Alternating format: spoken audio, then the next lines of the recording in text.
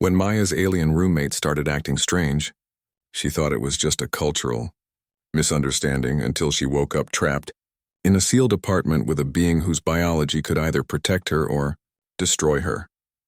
Maya had exactly 3 days to find a new place to live, and her bank account was crying for help. The university housing office had given her the bad news 2 weeks ago. Her scholarship covered tuition, but not the expensive dorm fees that had suddenly doubled for the spring semester. With her final year of studies hanging in the balance, she spent every free moment scrolling through apartment listings that made her stomach drop with their price tags. She was sitting in the campus library, stress-eating her third granola bar of the day, when she spotted something weird on the housing website. Unlike all the other ads filled with fancy photos and long lists of requirements, this one was just plain text. Quiet, clean person seeks roommate. Very unusual schedule. Great references available. First month rent paid up front. Maya stared at the screen. No photos, no detailed description, and weirdly, no contact phone number. Just an email address that looked like random letters and numbers. Every logical part of her brain screamed that this was probably a scam. But the rent listed was exactly half of what she'd been seeing everywhere else. And desperate times called for desperate measures. She typed a careful email introducing herself as a graduate student in biology, mentioned that she was clean and quiet, and hit send before she could change her mind. The reply came back within an hour, which surprised her. The message was formal and oddly worded, like someone had used a translation app. Meeting can occur today at 6 p.m. Address attached. Come alone. References will be provided. The address led her to a nice apartment complex near the edge of campus. Nothing fancy, but definitely better than the rundown places she could actually afford. As she climbed the stairs to Unit 4B, Maya noticed how quiet everything was. No music bleeding through walls, no voices from neighboring apartments, just an almost eerie silence. She knocked on the door and waited. Footsteps approached. Heavy, measured footsteps that seemed to pause right at the door for a long moment before she heard multiple locks clicking open. Maya expected to see a regular college student or maybe a young professional. Instead, the door opened to reveal someone who definitely wasn't from around here. The being standing in the doorway was tall, really tall, with skin that seemed to shimmer, between blue and green depending on how the hallway light hit it. Large eyes that reminded Maya of an owl's dominated a face that was somehow both alien and oddly beautiful. The creature was wearing regular human clothes, jeans and a simple sweater, but they hung strangely on its long-limbed frame. Maya's mouth fell open. Her first instinct was to run, but her scientific curiosity kicked in faster than her fear. She'd studied enough biology to know she was looking at something extraordinary, something that shouldn't exist according to everything she'd learned about life on Earth. The being tilted its head and spoke in a voice that sounded like wind chimes. "You are Maya Thompson, the potential roommate candidate?" Yes," Maya managed to stammer. "You're definitely not what I expected. I understand this may cause you distress. However, I assure you that I am a legitimate tenant with proper documentation." The being stepped aside and gestured for her to enter. "Would you care to examine my references?" Maya's practical side warred with her amazement. She was a broke grad student 3 days away from sleeping in her car, and this, whatever this was, had already paid first month's rent. She stepped inside, noting how immaculately clean everything was. The furniture looked barely used, and there wasn't a single personal item visible anywhere. The being introduced itself as Zeph and explained that it was part of something called an interplanetary cultural exchange program. Maya learned that Zeph had been living on Earth for 3 years, working at a research facility that she'd never heard of, but that apparently had very good security clearance. The references were real, printed on official-looking letterhead from what appeared to be government agencies she couldn't pronounce. "I work exclusively during your nighttime hours," Zeph explained, its eyes shifting to a warmer golden color that Maya found oddly comforting. "I require very specific environmental conditions in my private quarters, but the common areas can be maintained at human comfortable levels. I do not consume human food, do not produce excessive noise, and have no visitors." Maya found herself asking questions that would have sounded ridiculous a few hours earlier. Did Zeph need special accommodations? Would there be any danger to her health? Could she have friends over? Zeph answered each question patiently, using a small device that seemed to help translate concepts that didn't exist in English. The arrangement was simple. Maya would get her own room, full use of the kitchen and living areas during the day, and help with half the rent. In exchange, she'd need to respect Zeph's privacy and maintain the same level of cleanliness. "There is one important matter," Zeph added, its eyes darkening slightly. "There may be times when I require the apartment to be secured for both our safety. This happens infrequently, but I must have your agreement to follow my instructions during these periods without question." Maya almost asked what that meant, but the practical part of her brain was already doing the math. This place was clean, safe, close to campus, and affordable. Her mysterious roommate seemed polite and respectful. And honestly, after sharing a dorm room with someone who never washed dishes and brought different dates home every night, living with a polite alien couldn't be much worse. She agreed to a trial period of 1 month. The first few weeks were surprisingly normal. Zeph kept to its word about the schedule. Maya rarely saw her roommate except in passing as it left for work or returned in the early morning hours. They communicated through notes left on the kitchen counter and brief conversations when their paths crossed. Maya discovered that Zeph was actually quite thoughtful. When she mentioned that she was struggling with a particularly difficult research paper, she came home to find several academic journals stacked neatly on the table. Journals that weren't available through the university library and seemed to contain information that could make her professor's jaw drop. When she caught a cold, mysterious packages of what turned out to be incredibly effective medicine appeared outside her bedroom door. The arrangement worked so well that Maya almost forgot how unusual her living situation was. She got used to the way the temperature in the apartment seemed to adjust itself automatically. She stopped noticing the soft humming sounds that came from Zeph's room at odd hours. She even started enjoying their brief conversations, finding that her roommate had fascinating perspectives on everything from biology to philosophy. But as winter turned to spring, Maya began to notice small changes. The temperature fluctuations became more dramatic. The humming from Zeph's room grew louder and more frequent. Most noticeably, Zeph's behavior during their encounters became increasingly strange. Where before her roommate had been calm and measured, now Zeph seemed restless, often pausing mid-sentence to stare at Maya with an intensity that made her skin crawl. Those owl-like eyes began shifting colors more frequently, cycling through shades Maya had never seen before. The translations from the device became more fragmented, sometimes producing phrases that didn't seem to make sense. Maya's scientific training told her that she was observing some kind of biological change, but she had no frame of reference for what she was seeing. Her research into Zeph's species, conducted carefully during late-night library sessions, yielded frustratingly little information. Most sources simply referred to classified or restricted access when it came to detailed biological information about visitors from Zeph's home system. Still, she felt safe enough. Zeph had never shown any aggression toward her, and despite the strange behavioral changes, their living arrangement continued to work. Maya was finally catching up on her studies.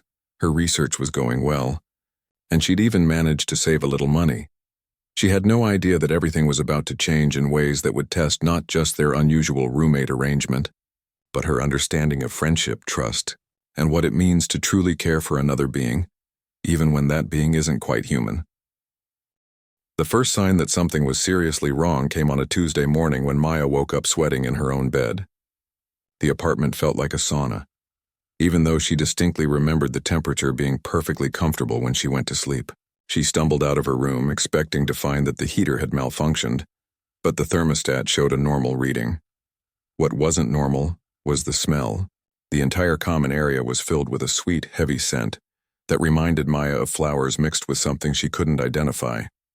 It wasn't unpleasant exactly, but it was so strong that it made her slightly dizzy. She opened all the windows, assuming Zeph had been cooking something unusual, but the smell seemed to cling to everything.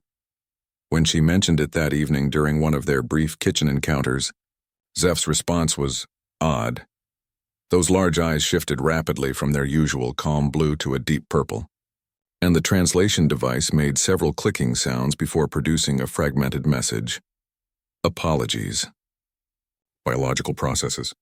Cannot control. Temporary condition.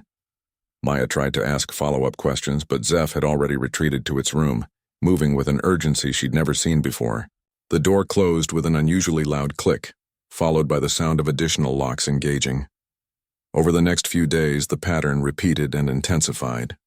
Maya would wake up to find the apartment either blazing hot or surprisingly cool, always filled with that strange, sweet smell that seemed to get stronger each morning. Zeph's appearances in the common areas became increasingly brief and erratic. Sometimes Maya would catch glimpses of her roommate standing perfectly still in the hallway, just staring at nothing for long minutes before suddenly snapping back to awareness. The most unsettling part was how Zeph looked at her now. Before, those owl-like eyes had been curious and friendly. Now they held an intensity that made Maya feel like a specimen under a microscope. Several times she caught Zeph watching her from doorways, those eyes cycling rapidly through colors she'd never seen before. Deep golds, bright silvers, even flashes of red that made her instinctively step backward. Maya's academic brain kicked into overdrive. She started keeping notes, documenting the temperature changes, the timing of the strange smells, and Zeph's behavioral patterns. As a biology student, she recognized the signs of some kind of biological cycle, but she had no idea what she was observing or whether it might be dangerous. Her research attempts were frustrating. The university library had almost nothing about Zeph's species beyond basic diplomatic information. Online searches led to government websites with heavily redacted documents or academic papers that required security clearances she didn't have. It was like trying to solve a puzzle with half the pieces missing. The breakthrough came during a late-night study session when she stumbled across a discussion forum for xenobiology researchers. Most of the posts were theoretical, but one thread caught her attention: biological cycles in non-human sentient species.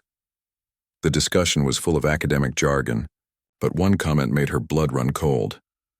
Andromedian species exhibit 7-year reproductive cycles that can pose significant risks to other beings in close proximity.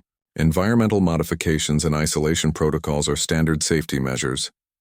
Maya stared at the screen, her heart racing. Reproductive cycles, environmental modifications, safety measures. Suddenly, Zeph's strange questions about securing the apartment during their initial meeting made terrifying sense. She tried to approach Zeph about it the next day, but her roommate's behavior had become even more erratic. The translation device was producing more garbled messages than coherent ones, often spitting out fragments like dangerous proximity, cannot leave, protect, season approaching. Maya noticed other changes too. Food had started disappearing from her cabinets, not stolen but replaced with items she'd never bought. Energy bars, canned goods, bottled water, all arranged with mathematical precision in the pantry. When she checked her supplies, she realized there was enough food to last for weeks. The windows started changing too. Maya first noticed it as a slight darkening around the edges, like someone had applied tinted film. But as days passed, the darkness spread inward, and she realized with growing alarm that it wasn't film at all. Something was growing over the glass, something that looked almost metallic but moved with organic fluidity. When she tried to open a window, she discovered that it wouldn't budge. The organic material had sealed it completely shut. Panic started creeping into her voice when she called out for Zeph, but the only response was more clicking from the translation device and fragments that made her situation clear. Cannot risk. Other male's territory. Must protect. The apartment was being sealed from the inside, and she was trapped with an alien whose behavior was becoming more unpredictable by the hour. Maya's scientific training warred with her growing fear. Part of her was fascinated by what she was witnessing, a biological process unlike anything in human experience. But the larger part of her was terrified by the implications. She was locked in with a being that was apparently going through some kind of reproductive cycle, and she had no idea what that meant for her safety. The situation escalated when she tried to use her phone to call someone, anyone, for advice or help. The device powered on normally, but every call attempt failed immediately. Her internet connection was gone too, despite the Wi-Fi showing as connected. Somehow Zeph had managed to cut off all her communication with the outside world. That night, Maya barely slept. The apartment felt like it was alive around her, with strange sounds coming from the walls and floors. The temperature fluctuations became so extreme that she had to pile on blankets 1 hour and strip down the next. The sweet smell had evolved into something more complex, almost intoxicating in its intensity. When she finally worked up the courage to leave her room the next morning, she found Zeph standing in the living room like a statue. Her roommate's skin was no longer the subtle blue-green she'd grown used to. It was shifting through colors like an aurora, pulsing with patterns that hurt to look at directly. Those large eyes were now completely gold, so bright they almost seemed to glow.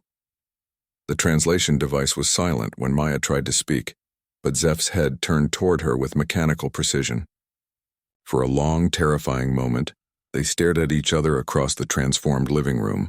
Maya felt like prey being evaluated by a predator, and every instinct screamed at her to run. But there was nowhere to go. The apartment had become a sealed environment, and she was sharing it with a being whose biology she didn't understand and whose behavior was becoming increasingly alien with each passing hour. Maya realized with crystal clarity that whatever was happening to Zeph was far from over, and she was about to discover just how dangerous her unusual living arrangement could become. The next phase of this biological cycle was approaching, and she was trapped right in the middle of it with no idea what to expect and no way to escape. Maya woke up to complete darkness. For a moment she thought she'd overslept and it was still the middle of the night, but her phone showed 9:30 a.m. Every window in the apartment had been completely covered by that strange metallic substance, blocking out all natural light. The only illumination came from the artificial lights, which flickered occasionally as if the building's power supply was struggling. She stumbled out of her room and immediately regretted it. The air was so thick and hot that breathing felt like swallowing soup. The sweet smell from before had evolved into something overwhelming, not unpleasant but so intense that it made her head spin within seconds. She covered her nose with her shirt and tried to make sense of what she was seeing. The living room had been transformed overnight. Furniture had been moved to create clear pathways, and strange patterns had been traced on the walls with that same metallic substance. It looked almost like a map or diagram, but one that followed no logic Maya could understand. Most unsettling of all, the apartment's main door had been reinforced with layers of the organic metal, making it impossible to open. Zeph stood in the center of it all, but barely resembled the being Maya had come to know. Her roommate's skin was now shifting between brilliant golds and deep purples, pulsing with a rhythm that reminded Maya uncomfortably of a heartbeat. Those large eyes had become completely silver, reflecting light like mirrors, and seemed to track Maya's every movement with predatory focus.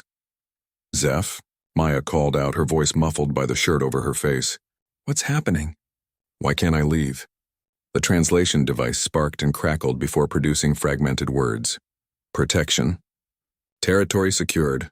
Other males. Danger. Cannot allow." Maya's heart sank as she understood. Somehow Zeph had sealed them both inside the apartment. She was trapped with an alien whose behavior had become completely unpredictable, in an environment that was becoming more hostile by the hour. She tried reasoning with her roommate, speaking slowly and clearly, but Zeph's responses were becoming less and less coherent. The translation device seemed to be breaking down under the stress of whatever biological changes were occurring. Words came out in fragments. Maya, safe, must protect, dangerous outside, males hunting. The most terrifying moment came when Maya attempted to approach the sealed door, hoping to find some way to break through the metallic barrier. Zeph moved faster than she'd ever seen any living thing move, appearing between Maya and the door in an instant. Those silver eyes blazed with an intensity that made Maya step backward until she hit the wall. For several long seconds they stared at each other. Maya could feel waves of heat radiating from Zeph's body, and the air around her roommate seemed to shimmer like a mirage. Then, just as suddenly as it had begun, the confrontation ended. Zeph retreated to the far side of the room, curling up in a corner like an animal in distress. Maya spent the rest of that first day trying to understand her situation. Her phone still showed network connection, but every attempt to make calls, send texts, or access the internet failed immediately. It was as if some kind of signal blocker was operating inside the apartment. Her laptop worked for basic functions but couldn't connect to anything outside their sealed environment. The news apps on her phone, which had cached some content before the communication blackout, painted a confusing picture. There were reports of atmospheric disturbances in several major cities, and officials were advising residents to stay indoors until further notice. Some articles mentioned visiting cultural exchange participants requiring special accommodations during biological processes, Maya realized with growing dread. that this wasn't just happening to her and Zeph. Other beings from the same species were apparently going through similar changes, and the authorities clearly knew about it. The fact that they were advising people to stay indoors suggested that whatever was happening could be dangerous to humans as night fell. Though Maya could only tell by her clock since no light penetrated the sealed windows, Zeph's behavior became even more erratic. Her roommate would pace frantically around the apartment, pausing occasionally to stare at Maya with those unsettling silver eyes. The temperature continued to climb until Maya had to strip down to the lightest clothes she owned just to function. The worst part was the unpredictability. One moment Zeph would be huddled in a corner, making soft sounds that the broken translation device couldn't interpret.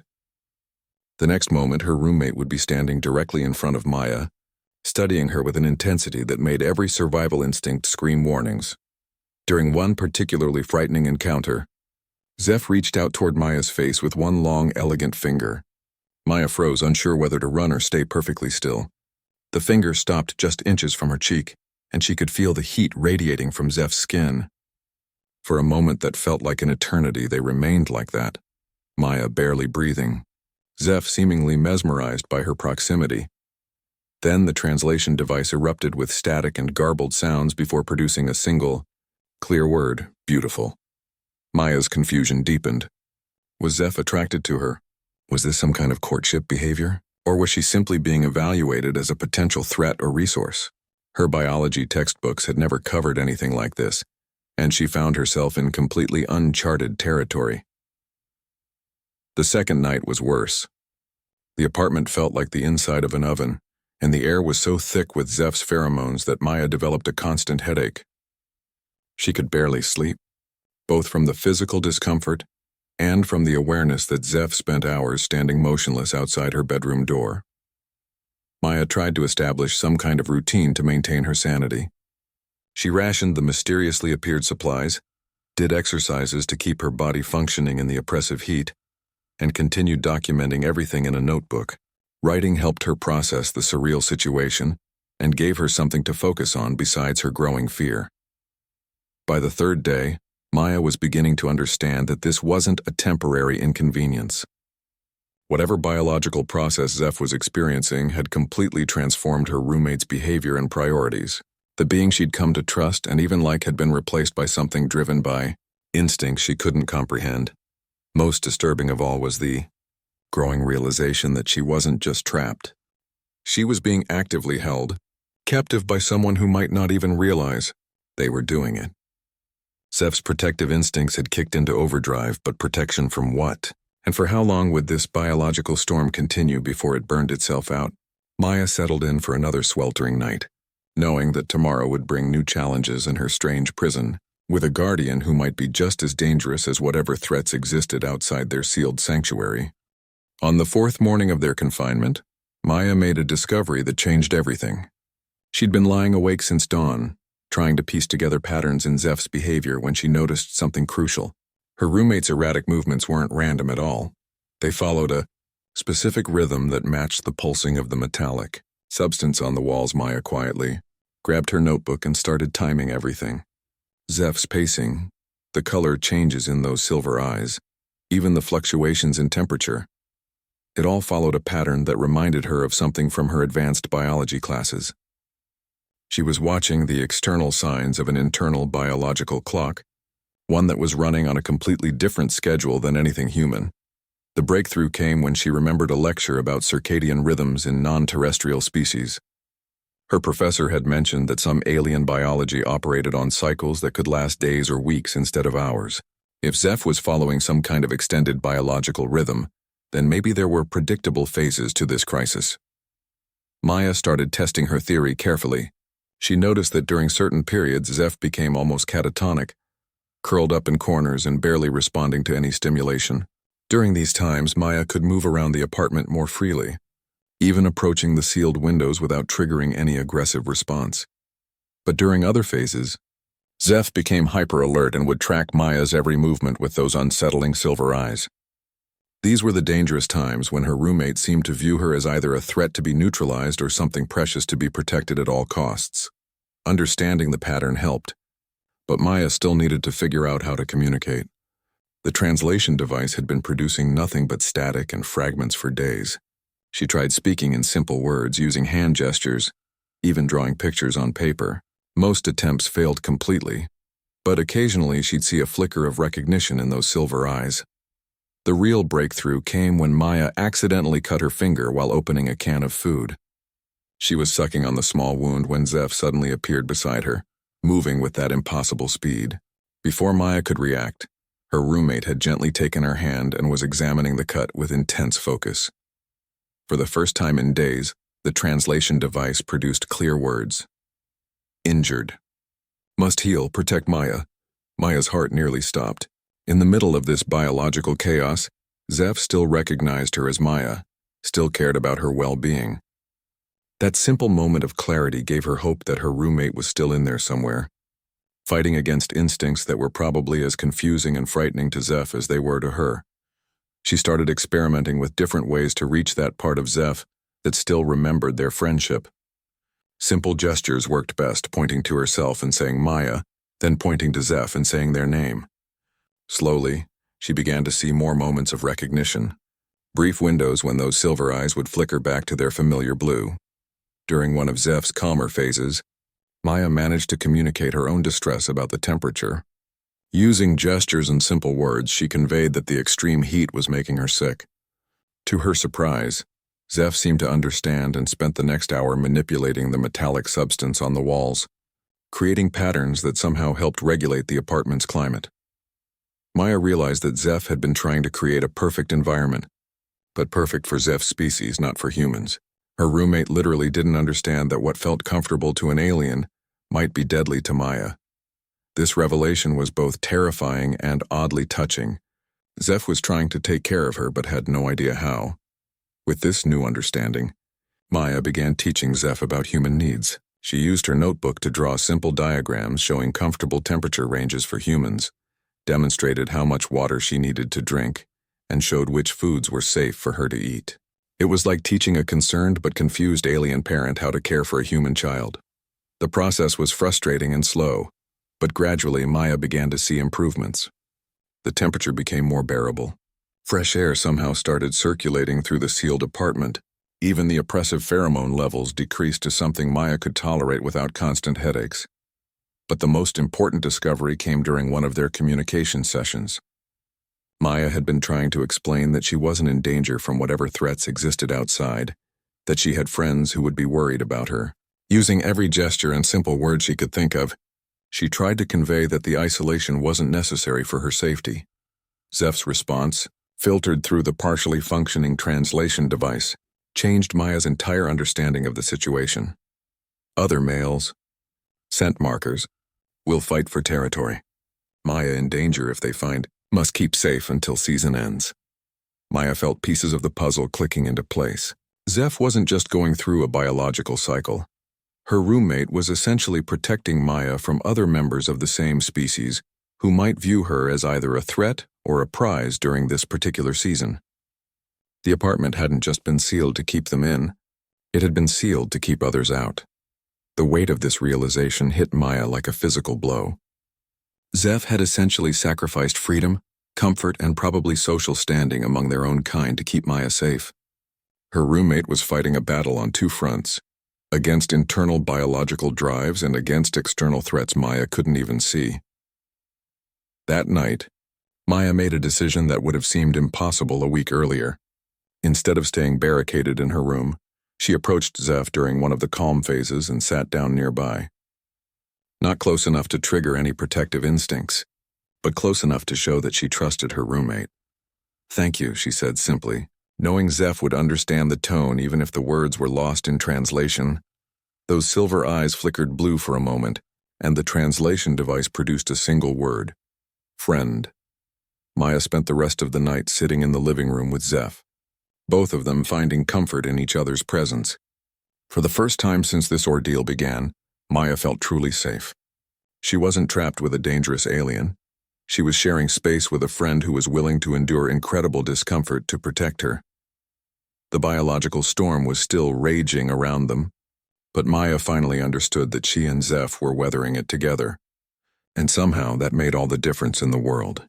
Tomorrow would bring new challenges, but tonight, she wasn't alone in her strange prison. She had a guardian who cared enough to fight their own nature for her sake.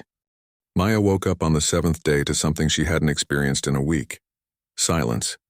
The constant humming that had filled the apartment for days had stopped, and for the first time since this ordeal began, the air felt cool against her skin. She sat up in bed, hardly daring to hope that the nightmare might finally be ending. When she stepped out of her room, the change was immediately obvious. The metallic substance that had covered the windows was slowly dissolving, allowing thin streams of natural sunlight to filter back into their shared space. The strange patterns on the walls were fading like chalk drawings in the rain, and the oppressive sweet smell that had made breathing difficult was gradually being replaced by normal air. Zeph stood in the center of the living room, but for the first time in days, her roommate looked almost like the being Maya had originally befriended. The wild color shifts had stopped, and those large eyes were returning to their familiar blue. The intense heat that had radiated from Zeph's body was gone, replaced by something that felt more like normal body temperature. Maya approached carefully, unsure whether the crisis was truly over, or if this was just another phase in the biological cycle. "Zeph," she called softly. Are you okay?" The translation device, which had been producing nothing but static and fragments for days, suddenly crackled to life with perfect clarity. "Maya, I am myself again. I owe you an apology that spans galaxies." The relief in Maya's chest was so intense she almost started crying. Her friend was back. The being who had terrorized her with unpredictable behavior and silver eyes was gone, replaced by the thoughtful, gentle roommate she'd come to care about. "I remember everything," Zeph continued, those blue eyes filled with what Maya could only describe as shame. "Every moment of fear I caused you, every time my instincts overrode my conscious mind. I am deeply sorry for what you endured because of my biology." Maya found herself laughing, though she wasn't sure if it was from relief or hysteria. "You saved my life, didn't you? All that stuff about other males and territory. You were protecting me from something I couldn't even see." Zeph's eyes shifted to a deeper blue that Maya had learned indicated complex emotions. "The mating season affects all of my species within a certain geographical area. When the biological drives activate, we become territorial and possessive. Any being in our perceived territory becomes either a threat to eliminate or a resource to claim and defend." The full implications hit Maya like a cold wave. "So, if other members of your species had found me, they would not have recognized you as a sentient being deserving of protection," Zeph said quietly. "To them, you would have been either competition to drive away or a prize to fight over. Neither option would have ended well for your survival." Maya sank into a chair as she processed this information. Her alien roommate had essentially turned their apartment into a fortress, enduring days of biological torment, just to keep her safe from a danger she'd never even known existed. "Why didn't you just leave?" she asked. "You could have gone to one of those isolation facilities you mentioned when we first met." Zeph was quiet for a long moment, and Maya noticed those expressive eyes cycling through several different shades of blue. "I could have requested emergency isolation housing, but that would have meant abandoning you to whatever other males might have detected your presence in our shared space. My scent markers were already established here, claiming this territory. Leaving would have been like removing a do not enter sign from your door." The magnitude of Zeph's sacrifice was starting to sink in. Her roommate had chosen to endure a week of biological chaos, fighting against every instinct, rather than leave Maya vulnerable to threats she couldn't even comprehend. "But it was more than just biological programming," Zeph continued. "During the worst moments when my conscious mind was barely functioning, there was one thought that remained constant. Maya is friend. Protect friend." That awareness, that choice to value our friendship over my comfort, came from something deeper than instinct. Maya felt tears starting to form in her eyes. She'd spent the last week terrified of her roommate, not realizing that Zeph had been fighting an internal war every moment to keep her safe. Over the next few hours, they worked together to restore the apartment. The metallic substance continued to dissolve harmlessly, leaving no trace of the nightmare week they'd endured. Zeph demonstrated how to manually override the communication blocking that had kept Maya isolated, and suddenly her phone was buzzing with dozens of worried messages from friends and family. The outside world, Maya learned, had experienced what official reports called atmospheric disturbances requiring temporary residential precautions. Most people had simply stayed home for a few extra days, never knowing about the invisible dramas playing out in apartments where humans and aliens shared living spaces. As they cleaned and organized, Maya found herself seeing Zeph in a completely new light. This wasn't just her unusual roommate anymore. This was someone who had been willing to risk everything for her safety. Their friendship had been tested in the most extreme circumstances possible and had emerged stronger than Maya could have imagined. "What happens now?" Maya asked as they sat together on the newly restored balcony, sharing coffee and Zeph's equivalent beverage for the first time in over a week. "Now we understand each other better than most beings ever will," Zeph replied. "You've seen me at my most vulnerable and dangerous, and you chose to trust me anyway. I've experienced what it means to care for someone more than my own comfort." Maya realized that Zeph was right. They'd been through something that most friendships never survive, let alone grow stronger from. She understood now that having an alien roommate wasn't just about splitting rent and respecting each other's schedules. It was about navigating differences that went deeper than culture or personality. "Will this happen again?" Maya asked. Zeph's eyes flickered to a lighter blue that Maya had learned indicated amusement. "Not for another 7 years. And next time we'll be prepared. I've already contacted the cultural exchange program about installing proper environmental controls and communication systems designed for mixed-species living arrangements." Maya laughed, realizing that she was already thinking about next time as an adventure they'd face together rather than a crisis to be endured. As the sun set over their city, Maya reflected on how much her life had changed in just 1 week. She'd started as a desperate grad student looking for cheap housing, and had emerged as someone who understood friendship in ways she'd never imagined possible. Their unusual living arrangement had become something much more valuable, a partnership built on trust, sacrifice, and the kind of understanding that can only come from surviving impossible circumstances together. Whatever challenges lay ahead, Maya knew she and Zeph would face them as true friends who had already proven they'd risk everything for each other's well-being.